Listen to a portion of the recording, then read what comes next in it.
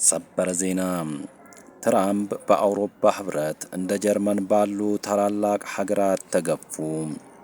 የኔቶ አባል ሀገራት ድፍረት በተሞላበት ሁኔታ በአሜሪካ ላይ አድማ መቱ። ነቱ በአስቸኳይ ቁም የሚል መልእክት ሰደዱ። የጀርመኑ ቻንስለር ፍሬድሪክ ሜርዝ እነዛ መንግስታት አሜሪካና እስራኤልን ማለታቸው ነው በነዳጅ ምክንያት የመጣ የዜጎችን የኑሮ ውድነት እንደ ጋሻ መጠቀም የለባቸውም ብለዋል።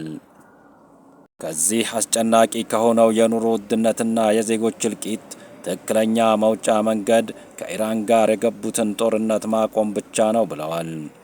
በርሊን ላይ በነበራቸው ቃለ መጠይቅ ሲናገሩ ጀርመንና የአውሮፓ አጋሮቿ አሜሪካና እስራኤል በአካባቢው ውጥረትን እንዲቀንሱ በርሊን ላይ በነበራቸው ቃለ መጠይቅ ሲናገሩ ጀርመንና የአውሮፓ አጋሮቿ አሜሪካና እስራኤል በአካባቢው ውጥረትን እንዲቀንሱና ወደ ሰላም ስምምነት እንዲመጡ እናበረታታለን ብለዋል። ግጭቱ በመባባሱ ምክንያት የዓለም የነዳጅ መተላለፊያ የሆነው የሆርሙዝ ሰርጥ በመዘጋቱ የዓለም የኢኮኖሚ ማንቁርት ተይዟል። በተለይ በታዳጊ ሀገራት ችግሩ እየተባባሰ ነው።